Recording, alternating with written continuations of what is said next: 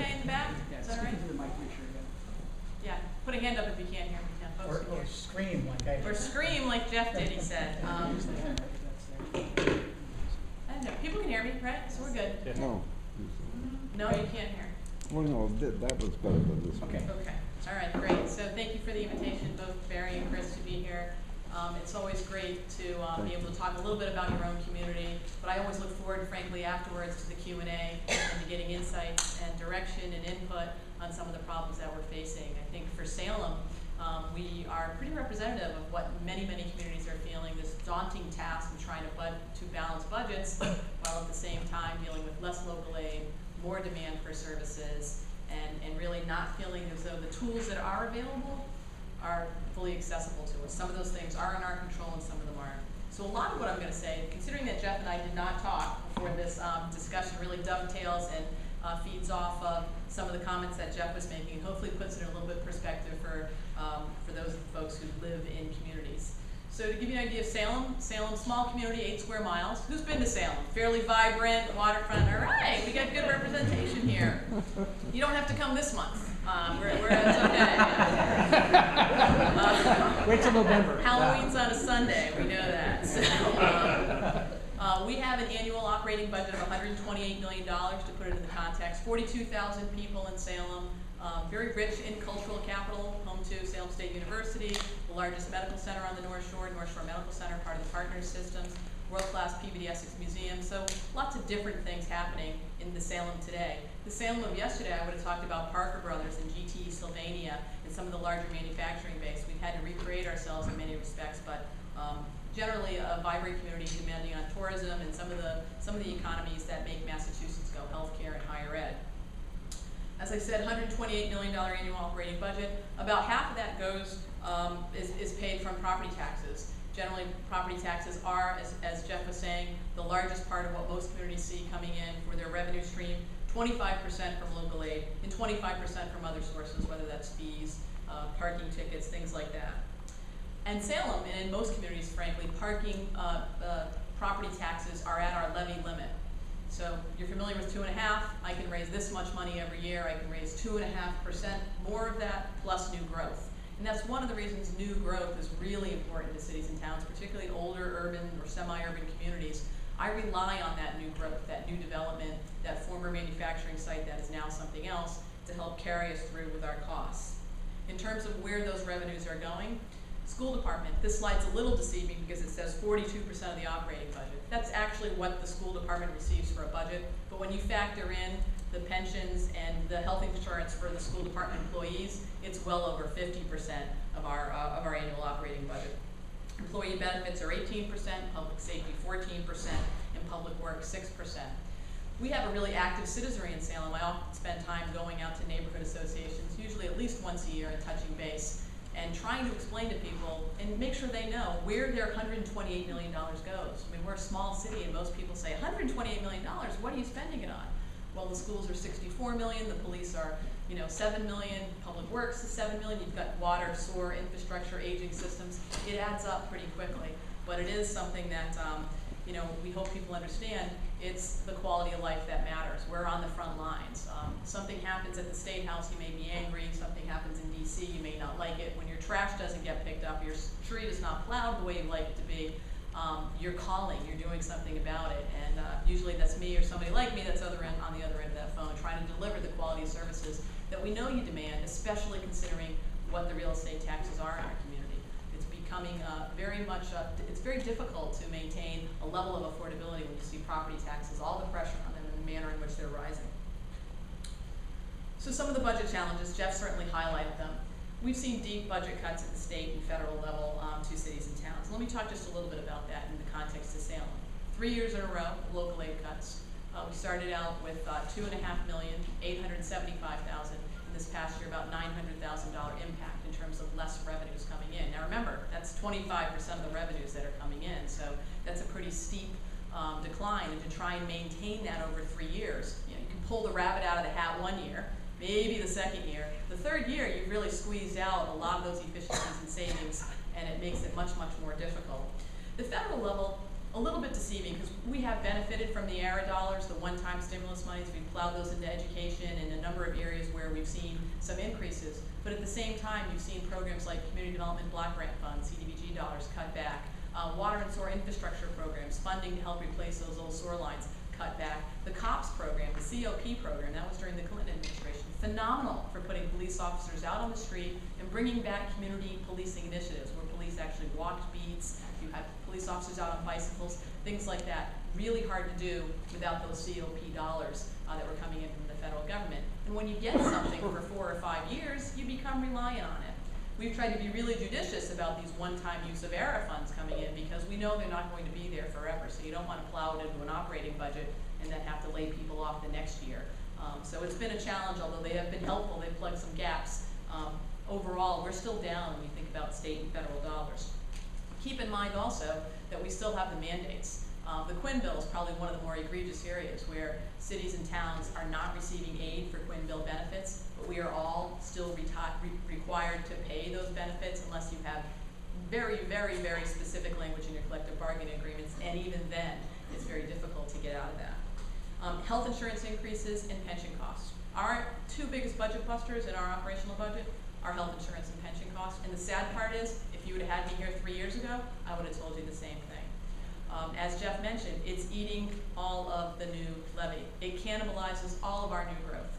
This year in Salem, we could raise $1.8 million in additional capacity through real estate taxes, the levy limit. $1.8 million, okay, I should be able to make this work.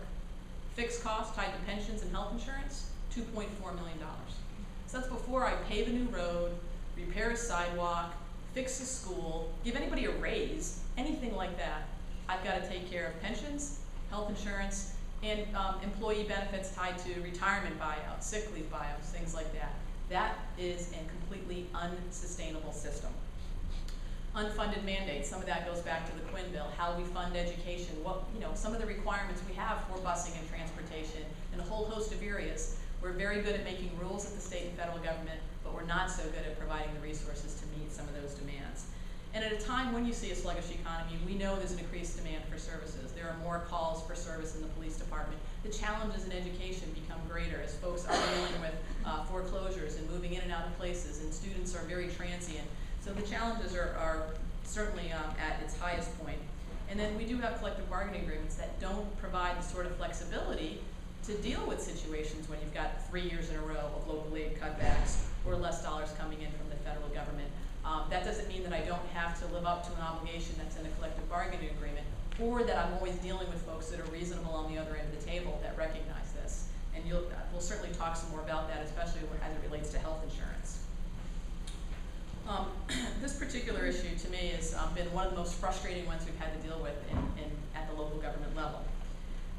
Some of the things that we've done to try and help deal with the health insurance situation are listed on this slide. As was mentioned in the introduction, I worked in Chelsea for a while when they came out of receivership, and I had the benefit of working for some really dynamic folks who really focused on professionalizing what we do in government. I think city management's a great tool to try and make sure that as we're approaching government, we're not letting politics drive every agenda, and that we have a lot of institutionalized bad habits, years and years and years of institutionalized bad habits in cities and towns, and how we go about correcting those is really, really important. The approach we took to health insurance, I think, has helped in many ways, and that's really professionalizing those operations. When I came to Salem, there was a major health insurance trust deficit, multi-million-dollar deficit. The city was self-insured, which meant every year you estimated what your claims were going to be, you collected money from your employees to pay for those claims, and at the end of the year, the insurance company came in and said you either collected too much and you've got some cushion in your trust, or you didn't collect enough and you owe us some money. Well, we had a poor history and didn't collect enough for a number of years and never really made up how to pay for that. We decided one of the things we need to do was start bidding our health insurance. If we're going to be self-insured and we're going to be responsible for this, let's see what kind of deals we can get, arrangements we can get. We ended up moving from Tufts to HMO Blue. The next year we decided, you know what, we need to be in a more premium-based plan. Our finances are not stable enough where we can play the Russian roulette. Is anybody going to have a kidney transplant this year? Are we going to be okay at the end of the year? And we moved into a premium-based plan, which offered us some stability going forward. We are now part of a Maya program, where frankly you've got 127 communities? Yep. 127 communities who purchase health insurance together and really share the risk and concentrate together on wellness programs and how we can have programs and offer different benefits and plan design structures to help not only aid communities but provide quality health insurance. We accepted something called Section 18D. Not every community has, which means that your retirees who are Medicare eligible are taking advantage of Medicare. Very, very controversial in some places. This was the first thing we did in Salem. It saved us over $3 million in the first 3 years it was put into place. If you're eligible for Medicare, use it. Then we're only paying for the supplement. Many cities and towns end up wrestling with a political nightmare when retirees come in. Everyone's favorite, 7th grade English teacher comes into the council meeting and says, you can't change the health insurance. I don't want to go on Medicare. I like the HMO plan or those Cadillac MedX plans that are available. And so not every city and town has done that. That's one of the things we had to do. It's a $10 million operation for us, almost $11 million. So this last year, I'm going to tell you the 2-year story, and Jeff's heard this a million times, but it's like mind-blowing to me that there's a solution and we can't grab it. 2 years ago, states cut in local aid substantially, $2.5 million. We know we're going to have a problem on health insurance, expected to jump up. On average, health insurance increases in the teens every year, so it's a substantial increase. We say to our health insurance, to all of our employees, listen, we've got one of those $5 copay plans. Anybody have a $5 copay in the room?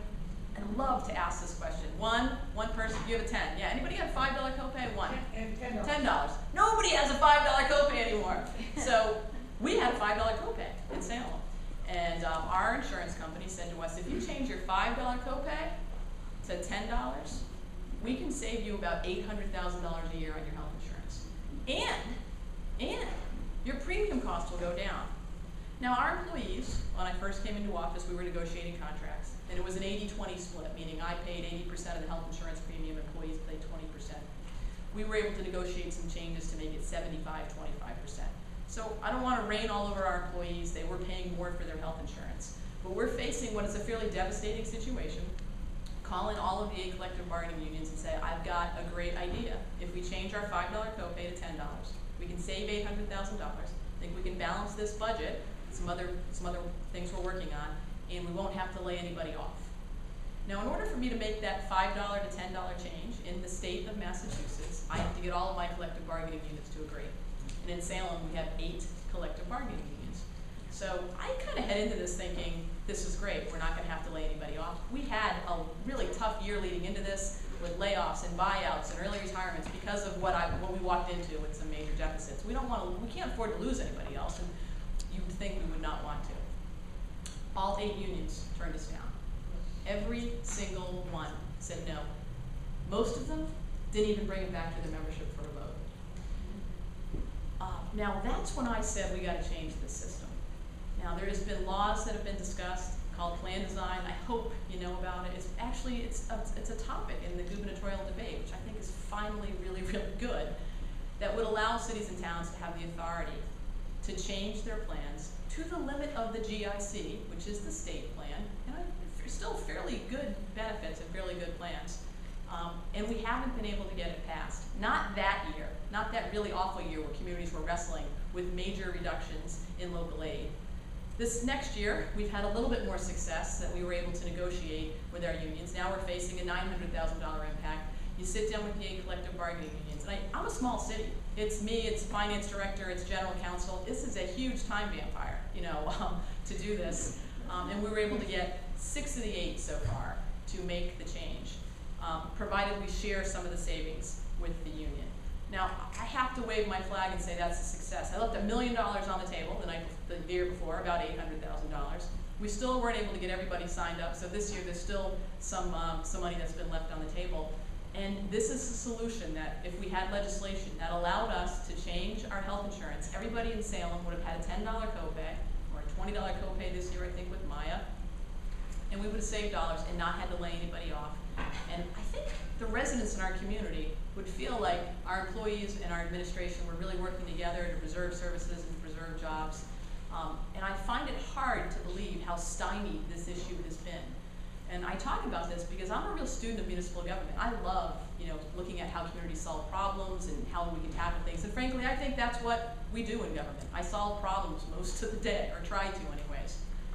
And there are lots of things that there are not solutions for.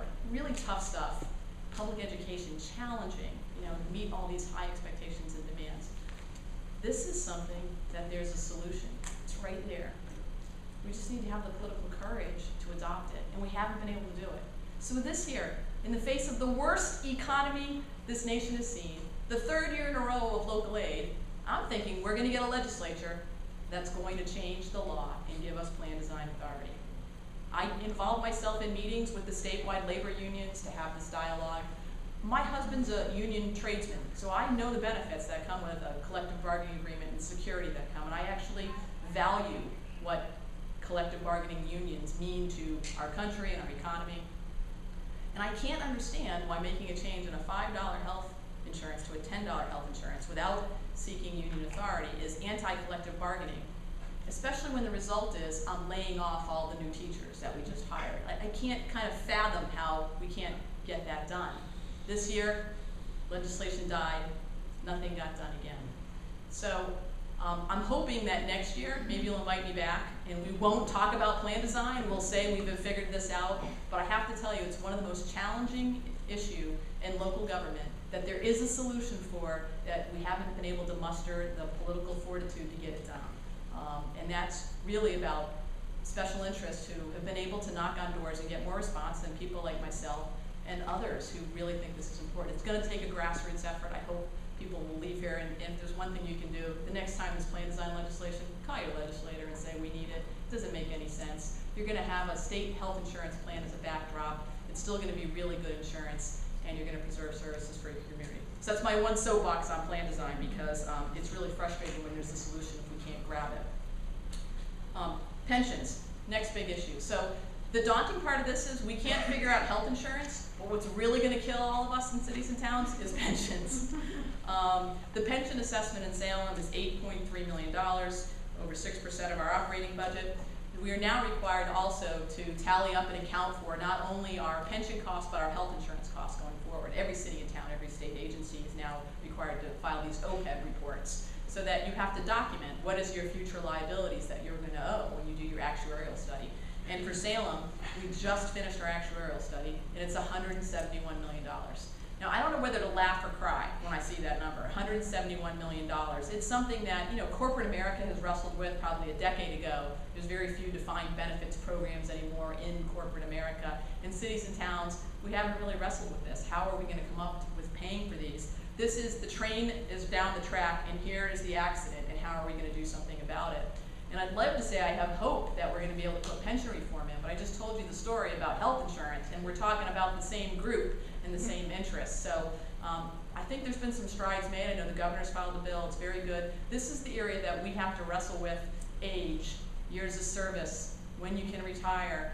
Really tough stuff, so I certainly don't want to gloss over it, but it's one of those areas where I have to pay the bills and none of it's in my control. I am a mayor who appointed myself to our retirement board. We have one of those 100 independent retirement boards, and we were going on the trips to Hawaii, and every retirement board will have a firefighter or a public safety officer on it. It's just the way you keep tabs on what's happening and make sure that the right disabilities get approved, if not. And we can't afford this. 80 cents of every dollar that my retirement board's administrative budget is paid for comes from the city of Salem. So a few years ago, they bought a condominium to house the offices as opposed to being in City Hall. They did the trips to Hawaii, all that stuff. I sit on the board now, and so we've been able to, not have things like that happening, but it still could be much more efficient. The state has one retirement system for all the state employees, yet we have a number of collective areas. So definitely is something that needs reform. It's something that ends up being on the end of cities and towns to pay, but not in our control at all in terms of setting pensions, what the amount or what the age is, years of service. Right now, I think still is the case, the highest in the last 3 years. So you can be sort of a city councilor for 20 years, get a job in a state, city, or county, what's left of county agencies, and your pension's based on that amount. It's unaffordable. You're not paying in, you're not getting out what you're paying in, but very tough issues to deal with in terms of trying to make changes. So managing city finances, we talked a little bit about this. There are many cities and towns, I think, who haven't accepted Section 18D. I do think it's important for local officials to look in the mirror we need to professionalize what we do. Some of the reasons that communities don't take some of these tough steps with trying to change co-pays is there isn't the political will within a city hall, with either a strong local manager, a strong mayor, a strong city council. There are communities that have said, at one time on the health insurance bill I was talking about, the plan design, they were going to give it to cities and towns through local option. And some cities and towns said, well, don't do that. I'll never get it passed in my own community.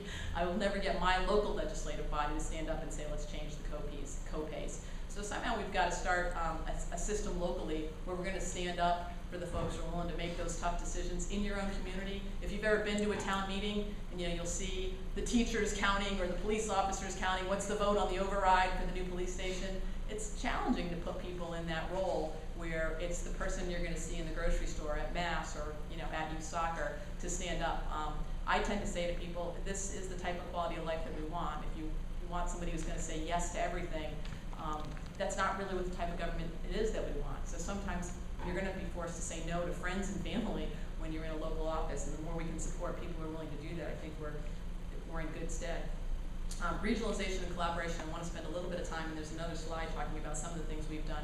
Huge opportunities here. I think there are a lot of the small stuff, the low-hanging fruit's been picked. All the rest of it's the third rail stuff, the schools. There are states, the state of Maryland has 9 school districts, 9 superintendents in the entire school. They have a population about ours.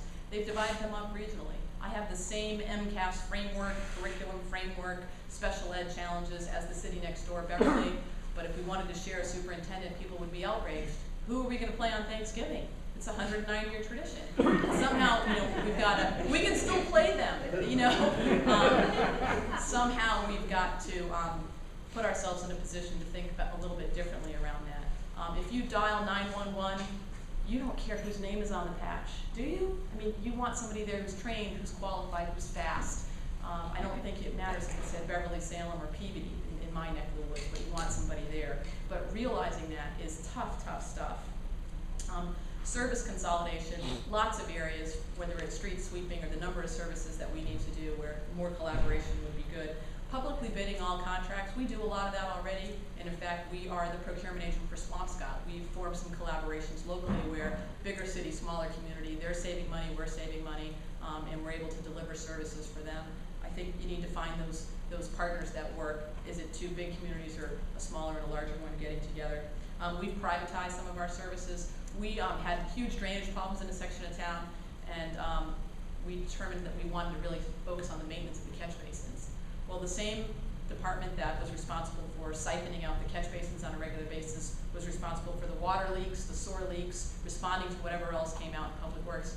So we privatized the clearing out and the annual maintenance that goes with catch basins. We haven't had a drainage problem since. So here we were, worrying about how we're going to deal with the drainage. It wasn't a drainage problem; it was a maintenance problem, and that's years and years and years of less dollars and maybe less attention to how functions can be delivered. New growth and other new revenues, critical in a community like Salem. Now we're a fairly built-out community. We're only 8 square miles, so most of what we're doing is not planning for how we're going to use 30 acres of open space to develop into an industrial complex. It's what are we going to do with the old leather factory? We've got places like Salem Suede, Salem Oil and Grease. They're clean sites, right? How are you going to redevelop them? The leather industry isn't coming back, and we're probably not going to use whale oil as much as we did back in the day. So redeveloping those sites in a way that makes sense and understanding that that will bring in new revenues. And that's so vitally important, just stabilizing property taxes. When I go knock on doors and I talk to people, their property taxes are just so high. It's not the sales tax or the income tax.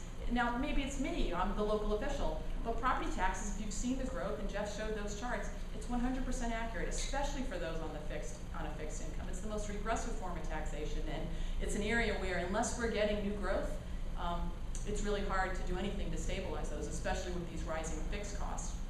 Now, try to redevelop a piece of property that's vacant, that people are used to being vacant.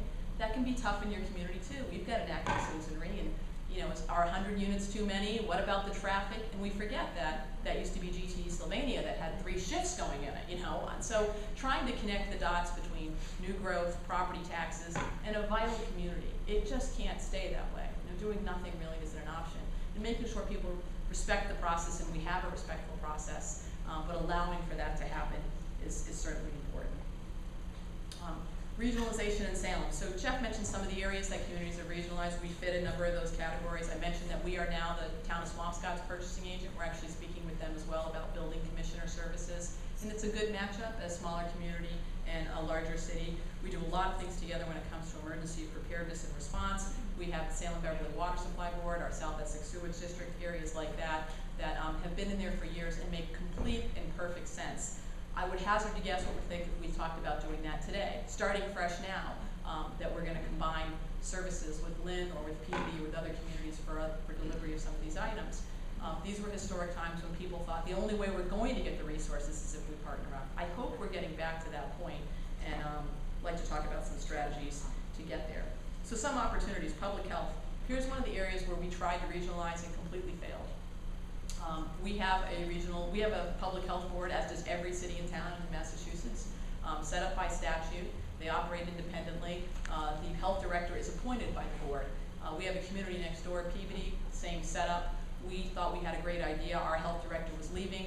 Let's combine services and have maybe either one joint board or two boards, but one director where personnel can move around and be available. If somebody's on vacation, we can swap. The great thing about the health area is most of this is dictated by state statute. We all follow the same state sanitary code in our restaurants. Housing laws, housing quality standards also come under the Board of Health. They're the same standard, so it's not going to be a different standard in Salem and Peabody or some other community. So we thought this presented some really, really terrific opportunities. Well, both boards of health felt like their firstborn was being taken away from them.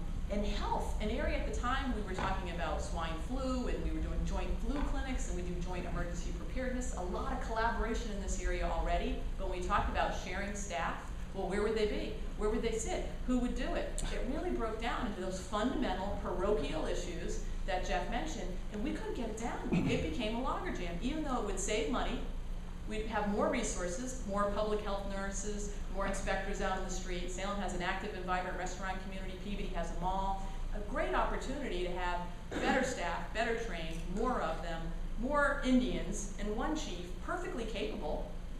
Salem's 42,000, Peabody's 45,000. There are certainly cities that are 80 or 90,000 right next door, the city of Lynn or Lowell or Lawrence. So it's not as though it was such a big entity, couldn't muster the support. The hospitals all supported it. Everybody saw this, public health issues not stopping at the city line. Couldn't get it done. And you really need to have the political will of both leaders to kind of stand up at those public hearings, get there again. You control the budget and really use whatever tools you can to make it happen. We couldn't make it work. So we'll be hiring our own public health director. Peabody will have their own health director, and it's one of those areas where you're just shaking your head. Inspectional services, I mentioned, we are looking at expanding that with another community. School functions, I'm grateful that in Salem, our school and our city are together. We do joint purchasing. We have one accounting ledger. There are lots of communities where you send the check to the school department. There's a whole separate function under ed reform. The school superintendent, the school committee control those dollars. And yeah, you're going to buy a phone system, and we're going to buy a phone system in City Hall. That still happens in a lot of places. So the more we can have cities and schools working together within their own cities, and certainly opportunities for others. And Jeff mentioned dispatch and general public safety. He talked about fire, and we should talk about that, because that's the third rail issue that will, frankly, provide the types of savings to get something done. But if you can't get public health done, how are you going to have a conversation about fire? Despite the fact that fire is fairly seamless. If there's a fire in Salem, Peabody knows where they're going. They've got these running cards. It's brilliant. It's a terrific system, one that we should all be very proud of. But to think about, well, Salem's the best fire department on the North Shore. We couldn't be Beverly or Peabody. And I've had the discussion that the authorities we do have, the places where we do merge, right, the South Essex Sewage District or the Beverly Salem Water Supply Board, the way that system works in most cities and towns is there's a board. Usually you have your city engineer, some representative from the community, a few other folks who oversee that. There's an executive director for that authority or agency. They send me an assessment every year. We review it, we go through it, but that's their bill. I'm not sitting down scrutinizing every line item, every budget. I definitely don't want to think it's running away. We have people to serve on the board, but pretty much that's what storage is going to cost us, that's what water is going to cost us. We understand that. there's so much pressure now on operational budgets. We're sitting down, okay, maybe we can keep that engine out of service. There's much more pressure on the individual fire departments and public safety departments that if they merge and they had an authority, they'd be better trained, less scrutiny, and frankly, I think you'd see an opportunity for some savings, particularly in fire where the operations are set up. Those apparatus, it's $1 million for a new ladder truck. We've got one in our CIP for next year. It's $1.2 million. So these aren't small expenditures. So there are some opportunities for savings there, but real third rail stuff to try and have a discussion. So we talked a little bit about the obstacles. Obviously, changing status quo is never easy. Parochialism is alive and well in Salem and many other communities. And there is that strong sense of community pride. I say joking, you know, well, we're the best. Everyone wants to be the best within their community, and so they could never think of joining with that team over there. And that is something we definitely have to overcome. And politics. You need to have strong leaders who are willing to stand up to do it and face the consequences. And sometimes the consequences are pretty tough. And I like to say spines are in short supply these days. So it's definitely something that I think for the future is one of the most important. You know, Jeff did his recommendations for the next governor. I think having a strong spine and standing up, because Democrat, Republican, pro-union, not union, people expect government to solve problems. And in order for us to do that, that means sometimes we need to tell friends no, and sometimes we need to find a way to think out of the box and be willing to stand up and talk about it. Some of the best leaders I know, whatever party they are, were willing to communicate that and talk to people about what was real, what the consequences were, and what the trade-offs were, and willing to bear the consequences of doing that. And that would be the best skill we could get in our next administration for sure. And with that, I'm gonna wrap up. I love the Q&A, and I really do appreciate the opportunity to be. You've been a